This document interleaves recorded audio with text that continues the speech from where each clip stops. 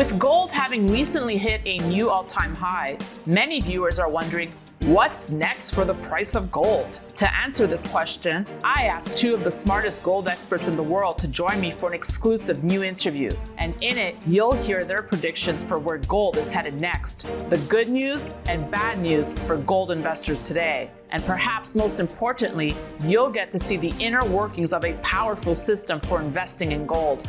A system which has delivered audited gains of 706% for more than 2 decades, crushing the return of gold, the returns of major gold funds, and more than doubling the S&P 500. To be among the first viewers to see this exclusive new interview, head to 2023goldrush.com. Again, that's 2023goldrush.com.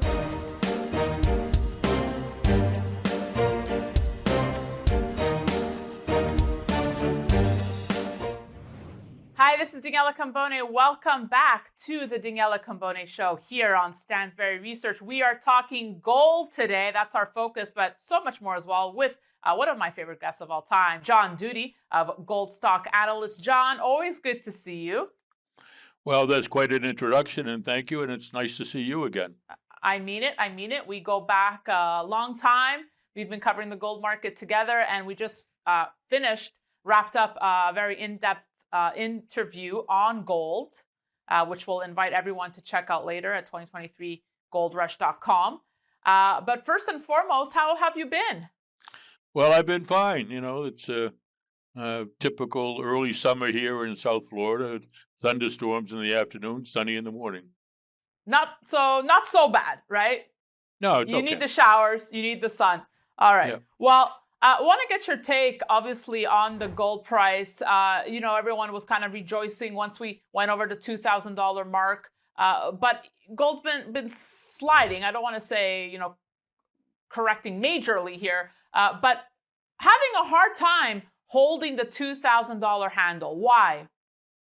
Well, it's always a good question, and it's a yin and yang for gold continually until it moves to a next stage higher. There's really no answer. I mean, there's a question about the debt and the resolution of the U.S. Debt situation and taxes, and the point that I continually stress is that nothing's really changed in the big picture. That the Fed is creating inflation, and the Treasury is creating inflation, and long term, just as it's been for the last 52 years, gold is going higher. Gold, since it was set free in 1971 by Nixon at $35, gold now around $2,000 an ounce. That's an 8% compounded annual gain. There's no investment that I know of that's not interest bearing that has that kind of return. So, just sit in your gold and hold on to it and ride out these little ups and downs. They'll come, but the overall long-term trend is higher. You know what's interesting, John? I in that interview, you mentioned that the last 3 times you saw gold behaving this way, you were able to really take advantage of the market, and you made a lot of money. So what's so significant about the way gold's behaving right now? Well, it's really the big picture that the yield curve is inverted, that long-term rates are, which is supposed to be higher than short-term rates because your money is tied up longer. Yeah, the long-term rates are below the short-term rates. So there's some fear about what's going on in the short term here. I guess that might be related to the debt negotiations. But I think that the big factor that nobody knows about is, in a way, it's 2008 all over again. The banks are loaded up with bonds that are way under that the value is way under what they paid for it. Bond prices were low for a long time, or high for a long time, because interest rates were low. And in the last 15 months or so, the Fed has jacked up interest rates, and what that has done is lower the value of the bonds. And that's what caught Silicon Valley Bank and ended their life, because the people wanted their money back, and the Silicon Valley had to sell their bonds in order to get money back to their depositors, but they didn't have enough because the bonds had gone down in value. bonds can be held by two different ways by banks. They can be held as in their accounts as held to maturity, in which case it doesn't matter what the interim price change might be, because the bond is going to be held until it matures and you get the $1,000 back. But that's only if depositors don't want their money back. And Silicon Valley ran into the problem of depositors wanting their money back. They had to sell bonds, and they sold them at a loss, and that snowballed and killed the bank. This whole problem is really a problem of all banks. All banks are underwater in terms of their bond holdings, just like they were in their mortgage holdings in 2008. And the Fed bailed them out with 8 years of QE, and the QE will ultimately bail them out on this too, this round too. We just don't know when that's going to start, although I expect it will be soon. Yeah, so let's talk about that. And I just want to bring up, before your Gold Stock Analyst days, you were an economics professor for years, right? So help us understand. 20 years at Bentley University. 20 years, there you go. Help us understand that every time the Fed has pivoted, what it's done to the price of gold. And that's why it's so important to watch and track this. Well, what's going to happen is the Fed will next move might be to no change in the Fed funds rate, and then they'll start lowering rates. And when the problem for gold is because it doesn't bear interest, it has to compete with interest-bearing assets like bonds, and so when bonds interest rates go up, that's bad for gold. But gold has done pretty well here in the last 15 months, even though the Fed has been raising interest rates. And I think what's going to happen is that when the Fed decides to lower rates, that takes all the pressure off of gold, and it's going to skyrocket higher. I've said I expect to see $3,000 gold, and I still expect to see that. Not tomorrow, but in the next couple of years. Your newsletter is obviously focused on the mining stocks. So if gold were to hit 3,000, where do the mining stocks go? Oh, they're going to double from here at least. Even the doggy ones are going to double from here, but the best ones are going to go up 3 or 4 times. I had one guest on recently that said if you don't know what to do with the gold stocks, your best bet is to bet on 3 of the safe ones, the majors, and then take a risk on 3 others. What do you think of that type of approach?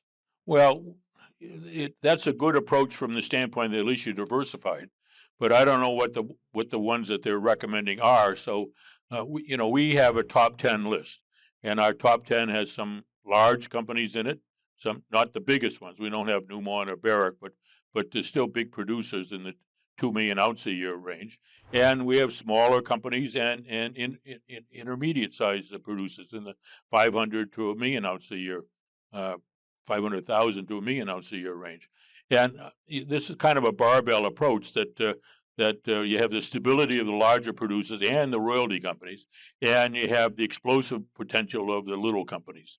But they're not little in the sense that they're explorers. They're little in the sense that they've got a deposit, they've done a feasibility study, and they're either building it or they're doing the financing for it or something. So they've already been vetted right. By the market and by their independent advisors that there's something there. We know the ounces are there, and it's not a lottery ticket like an explorer. And that's why I always say, and I'm not saying it because you're my friend, this is not a sponsored, you have the best newsletter out there when it comes to gold mining stocks, because it's the only one that really tackles it from an economics standpoint. Well, and we're audited too. We're not pie in the sky waving our arms about stocks going up or down or whatever. We're audited, and our results are audited. I want to get your take on the presidential candidates we're seeing and their position on Bitcoin. Robert Kennedy Jr. at the Bitcoin conference in Miami, he was the keynote.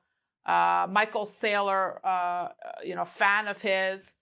Ron DeSantis now launching his presidential run with a defense of Bitcoin, a renewed attack on central bank digital currencies. What do you make of the new presidential runners here positioning themselves with Bitcoin? Do you find that interesting? Well, I think they're looking to contrast with Trump. And what are they going to say? I'm a mini Trump. That's DeSantis wants to be a mini Trump, but I don't think that's a real strong argument long term. Most people don't even know what digital currency is, and in a sense, we already have it because everybody does all the banking online. There's Well, no all your accounts are in digital um, form at banks, and so I don't get the big point. It's something to distinguish yourself from the also rans, but I'm sure Trump is going to prevail d- and be running against Biden, in the well, do you next think election. because Trump in other presidential runs has flirted with the idea of a return to a gold standard? So do you think he almost represents gold, and hence they're trying to take a Bitcoin approach, or are they trying to appeal to a younger audience with the Bitcoin angle? I think they're trying to do whatever they can to get a vote, and well, that's truth. Well, that's definitely and true. you don't know where Trump is going to be in the next election. I mean, he's been all over the place. He's been a Democrat. He's been for abortion, against abortion.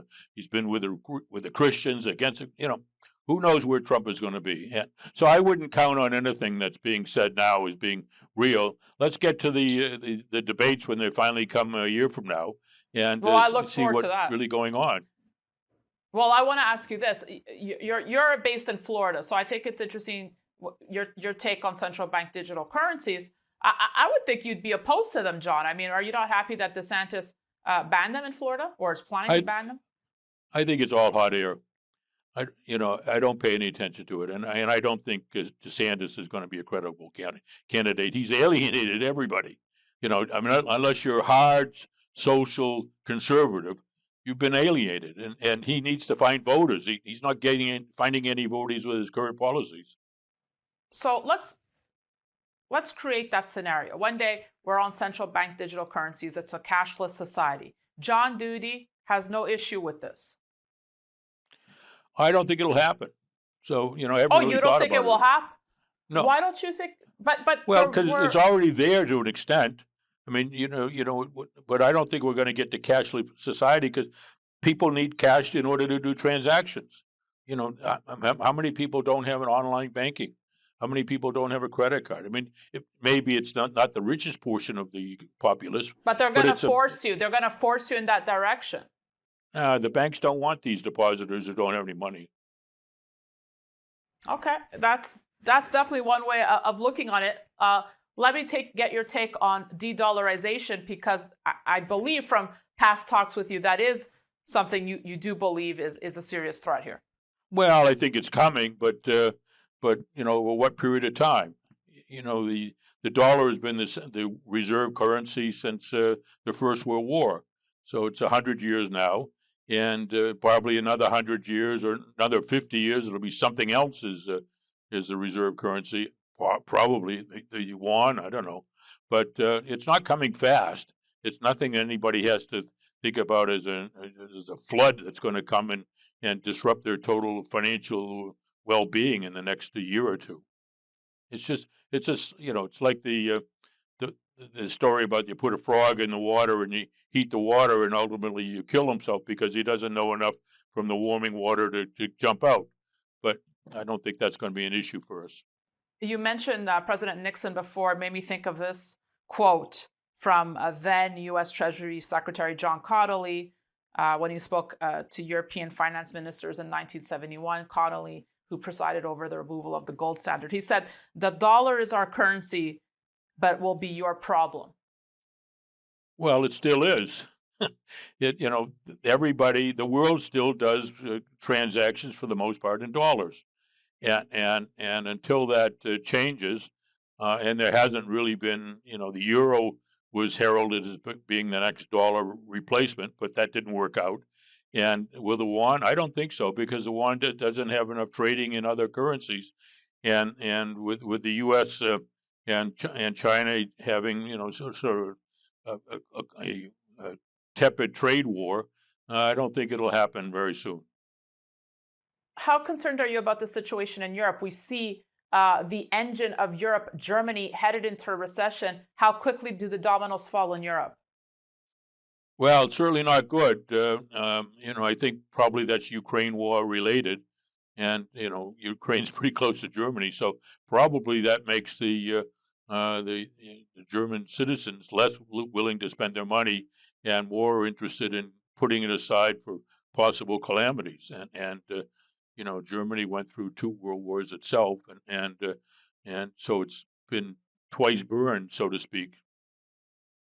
John, we do a lot of talk about central banks buying gold. We know it was a record year last year. Turkey, on the other hand, just sold nearly 100 tons of gold in April and March. Is this telling in any way? No, because their currency is in a free fall, and they've got their citizens want to own gold, and in order to keep lira in the country, the government sold citizens basically the 100 tons or 31 million ounces of gold in order to keep the currency in the country and not have it to leave the country and drive the lira down further. So I think it was just a central bank move. And Turkey had been buying gold for the last couple of years, so they had it to sell. It doesn't mean anything. During our in-depth talk, your colleague Garrett Goggin was also with us. He obviously covers the silver stocks. Your thoughts on silver, John? Well, silver is gold on steroids. After gold gets going and people start looking for the next big thing, silver takes off. And it doesn't go the other way around. And silver doesn't lead gold. It's always gold leading silver. And I think it'll happen. Silver is $23 an ounce and right now, and it's been over $20 for probably a year or so. But so when gold sees 3,000, silver will probably see 40 or 50. John, I really appreciate you joining me today. I invite everyone to check out 2023goldrush.com if you have any interest, or just want to know what's going on in the gold and silver space, because John and Garrett really go in depth, break it down, explain everything. So I highly encourage everyone to check it out. 2023goldrush.com. Did I miss anything, John? I don't think so. You never do, Danny. You're too kind. John, love catching up with you. I'll see you soon, friend. Okay, thank you. John, thank you so much. And thank you all for watching. We'll have more great content headed your way. So be sure to stay tuned to the Daniela Cambone Show and sign up at danielacambone.com. That's it for me. Thanks for watching.